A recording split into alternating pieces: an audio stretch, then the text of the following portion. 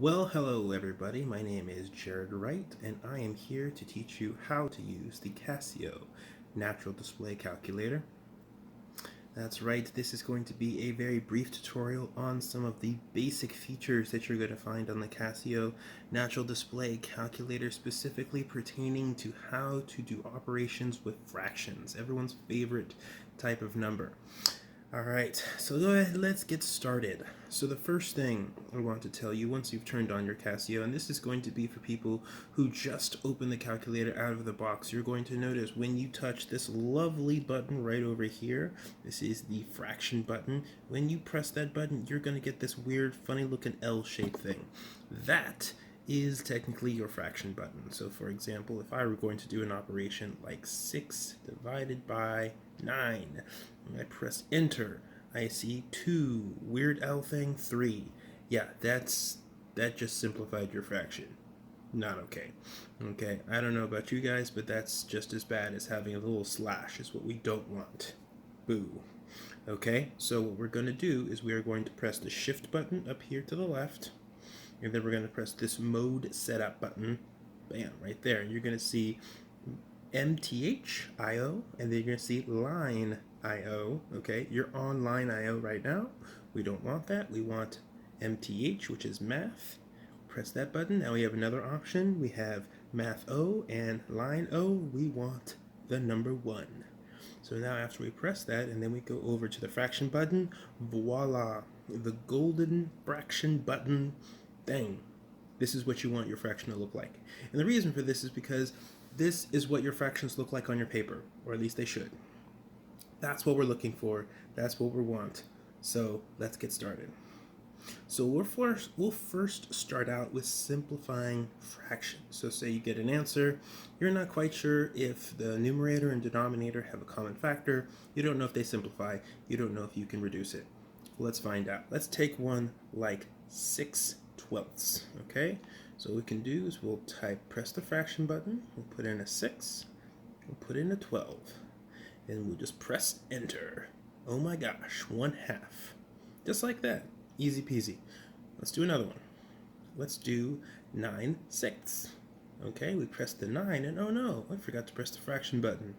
But never fear, you can come in and just press the fraction button right here, and bada bing, bada boom. You got a 9 in the top, you got your little insertion point guy down at the bottom, and you're ready to plug in the bottom number. Let's put in a 6.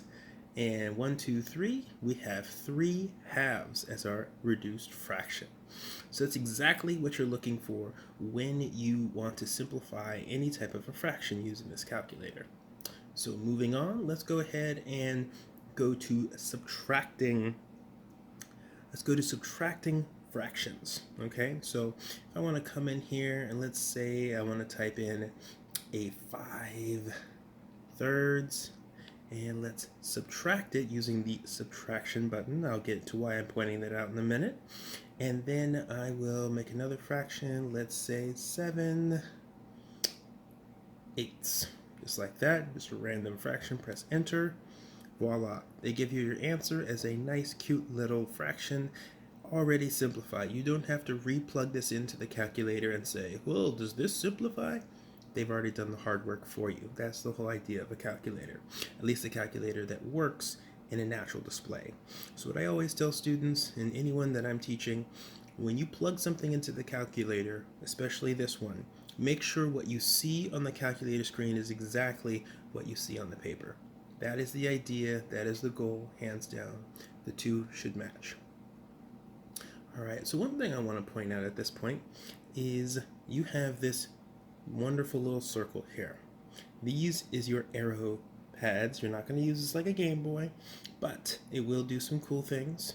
First of all, when you finished a calculation and you've done previous calculations, you can press the up button, and boom, just like that, you can go to previous calculations, press the button to the left, and there's the insertion point again. We can walk in here and we can say, oh, I don't want that 6 anymore, I want to put in a 5, and it doesn't reduce. But the truth is, I can come in, do whatever I want, put in a 3, and a negative, don't do that, and press enter, and you get a 3.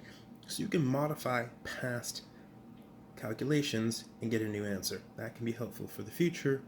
Now the next thing I want to point out is that when you put in the fraction button, you don't have to, as I sort of showed you before, you can just press a number and you'll automatically, so for fast calculations, you want to be able to do that. But if that doesn't happen and you do it sort of the old school way where you press the fraction button first, you press the 8, at this point you can't just start typing the next number. You have to press this button down to get into the denominator and then type in another number, press enter, so on and so forth. So if you do it the old-fashioned way and you press the fraction button first, type in the numerator, go down, type in the denominator, you got to make sure you press the down button to get there. All right, moving on from there, let's see. So next we're going to do two negatives as our fractions. So I'm going to go ahead, I'm going to put this negative button in here first. Now it's important. This is the negative button. This is the subtraction button. Now when you're in class and we're talking about negatives and minus signs, they're really the same thing. There's no difference whatsoever. But this is a calculator. We still have to sort of play by its rules. So when you want to put in a negative, use this one. When you want to subtract, use this one. All right? So let's try it out. I'm going to put in, let's see, negative 5 divided by 35 equals negative 1/7. Gorgeous. All right, that's exactly what we expected, and you can see the negative up there, put in here. So, I mean, if you didn't learn this in math class, I'll tell you now, when you're writing a fraction, I'll go ahead and do it the old-fashioned way, 6/5, it doesn't really matter where the negative goes. I can put it in the bottom, it's still going to work. I can walk up and modify this thing again. Oops. Let's see, let's go back, take away that guy, we'll put it in the top, same thing. Let's try it again, and we will subtract it here, same thing. Okay, so very important, make sure that you put in your negative sign anywhere, top, bottom, middle, it's always going to give you back the same answer, no biggie. Now we're on this subject of getting this answer, you might think, well, what if I want to get my answer as a decimal? What do? I still like that feature. Well, you have this wonderful SD button here. This is going to be your best friend when it comes to that. This is going to be a toggle button, which means it's going to go back and forth between decimal and rational number. Well, they're all rational numbers, but it's going to go between decimal and fraction. Just like that. You can hang out here all day. Just switching. No big deal.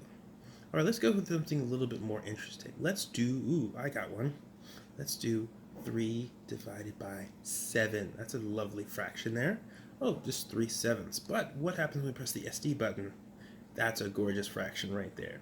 You got a whole bunch of digits repeating. Well, again, back and forth. Now it shows you the whole string of digits, and it goes back. So again, you still have the options of seeing all the different versions of these numbers. Just like that, which is helpful when you want to do a future calculation with that. So if you want to be like times 2, now you have the exact form of a fraction times another number, and it's just going to equal 6/7. But again, you can convert that back to a decimal all over again. Okay? So let's do something else. Let's do 58 divided by 6. And enter. That's 29/3. Alright, but let's say you want to get that as a mixed number because you're just a fan of mixed numbers. I don't know. You just love the whole numbers and the fractions and all that mixed in there. Well, I've got something special for you. We're going to go ahead and press the shift button here, and then we're going to press this SD button. Now, you may not be able to see it, but there is a mixed number to improper fraction switcher. So I'm going to press the SD, and what do you know? That's 9 2/3. All right, and guess what? If you said, oh, I changed my mind, I want to get that improper fraction again, you just press the shift again, press the SD again, and you're right back to where you start. So again, toggle city, you still have to press the shift in between each button, or else it's just going to do the decimal thing. But even if you do, have all the versions of the decimal version you want. All right, so those are your methods for converting improper fractions to mixed numbers. All right, so let's go ahead and do it. So now that we're on the topic of mixed numbers, what about doing mathematical operations with some mixed numbers? Well, we got you covered too. So just like with the switching to decimal, we have our fraction button, but when we press the shift, we suddenly get a we get a fraction with 3 boxes in it. All right, and that is exactly what you think it is. It's specifically intended to be programmed as a mixed number. So the calculator knows that this is a mixed number. Now let me be very clear. I'm going to go ahead and clear this away.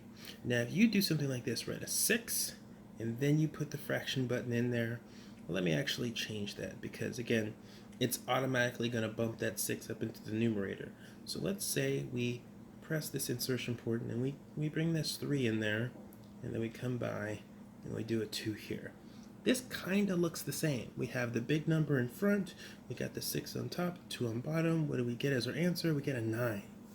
Alright, so I'm not going to pull out some paper and sort of verify this, but let's see. We have 3 and 6 halves, says it's 9, but let's see what happens when we plug it in as a mixed number. So shift box 3, 6 over 2. Wait, that's a 6. How did that happen? Well, it just so happens that when you use this, it's interpreting the fraction as a mixed number. When you don't use the box, the calculator is not interpreting your fraction as a mixed number, and therefore your answers will be different. Without going into any detail on this, it just needs to be understood that when you want to use a mixed number, which is a whole number plus a fraction, you're going to want to shift and get that 3 box thing going on. It's very important that you do it. So let's do an operation. Let's do 3 over 2 over 3. Just like that. And plus, let's do another fraction. Just like that. 101 over 21. So pretty straightforward. Again, you want to make what you see on your calculator look like just what you have on your paper. Let's do one more example, except we'll use subtract 2 mixed numbers. Why not? Alright, so let's clear that. Mixed number 9, 8, 7, minus. How about do minus a negative? That will be fun. Alright, so mixed number here. Let's do a negative, and you can sort of see the difference between those two negatives. One's bigger, one's smaller. That's how you know it's a negative. And we'll just do a -2. Bring it up here, and 13/4. And enter. We have a positive 431/28. Okay, so again, if you were to do this on paper by yourself, maybe some of you guys are really good, quick with the draw, and you can just figure it out on your own. It's not everyone. For everyone else, there's Calcy Boys. Touch it, feel it, know it, love it. So that's about it. That's all I have for you guys today. I hope this really fills in the gap, helps you understand how to use this lovely, beautiful, gorgeous device. I couldn't recommend it enough. Casio, if you're listening, I sell more calculators than I know what to do with, so look a brother up. But until next time, thank you for watching.